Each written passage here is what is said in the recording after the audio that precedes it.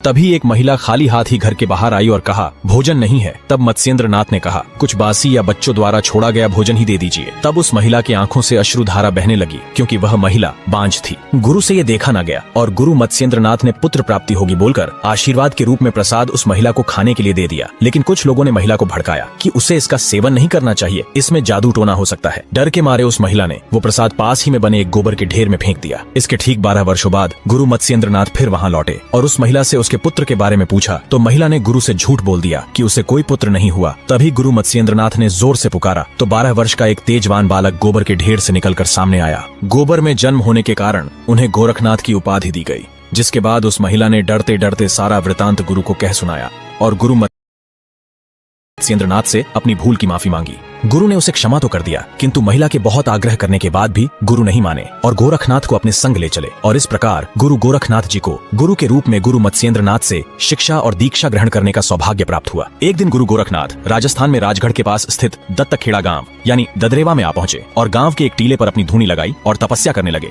इसी स्थान पर चौहान राजवंश के राजा जेवर जी और घेवर जी का महल था। उनकी 2 रानियों का नाम बाछल और काछल था। माता बाछल और काछल दोनों जुड़वा बहनें थी। उन्हें कोई संतान नहीं थी। माता बाछल दयालु और शांत स्वभाव की थी और ज्यादातर समय भगवान की पूजा अर्चना में ही लीन रहती थी। किसी ने माता बाछल को पुत्र प्राप्ति के लिए गुरु गोरखनाथ की पूजा करने का सुझाव दिया, जिसके बाद माता बाछल गुरु गोरखनाथ की सच्चे मन से भक्ति करने लगी। और जब उनको खबर मिली कि गुरु गोरखनाथ स्वयं यहाँ पधारे हैं तो माता बाछल दौड़ते हुए डेरे में पहुंची और गुरु को प्रणाम किया। जिसके बाद माता नित्य प्रति उठकर गुरु गोरखनाथ की धूनी को साफ किया करती और वहाँ गौ माता के गोबर से लिपाई पुताई करती। गुरुजी माता बाछल की तपस्या को देखकर बहुत प्रसन्न हुए और माता बाछल से कहा, कल प्रातः काल हम यहाँ से प्रस्थान करने वाले हैं, अतः आप कल सुबह यहाँ जल्दी आए, हम आपको पुत्र प्राप्ति हेतु आशीर्वाद देंगे। माता बाछल खुशी खुशी महलों में लौट आई और सारी बात अपनी बहन काछल को कह सुनाई। काछल के मन में ईर्ष्या उत्पन्न हुई और चूंकि काछल और बाछल हमशक्ल थी तो माता बाछल की जगह काछल अगले दिन गुरु गोरखनाथ से आशीर्वाद लेने पहुंच गई। गुरु गोरखनाथ ने उन्हें आशीर्वाद के रूप में प्रसाद दिया और कहा, तुम 2 वीर और पराक्रमी पुत्रों की माता बनोगी। जिसके बाद गुरु गोरखनाथ ने वहाँ से प्रस्थान लिया। जब माता बाछल धूनी पर पहुंची तो देखा गुरु गोरखनाथ वहाँ से प्रस्थान कर चुके हैं। दुखी मन से माता बाछल ने सोचा, शायद मैंने आने में विलंब कर दिया और गुरु को मेरे आने से पहले ही प्रस्थान करना पड़ा। जिसके बाद माता बाछल ने गुरु से आशीर्वाद मांगने की प्रबल इच्छा से गुरु गोरखनाथ के पद चिन्हों का पीछा करना शुरू कर दिया। कई मीलों की दूरी तय करने के बाद माता गुरु के पास पहुंची और जब गुरु गोरखनाथ ने माता से पीछा करने का कारण पूछा तो माता ने उनसे आशीर्वाद देने की बात कही। गुरु गोरखनाथ को समझ आ चुका था कि काछल ने बाछल के साथ छल किया है। इस पर उन्हें अत्यधिक क्रोध आया।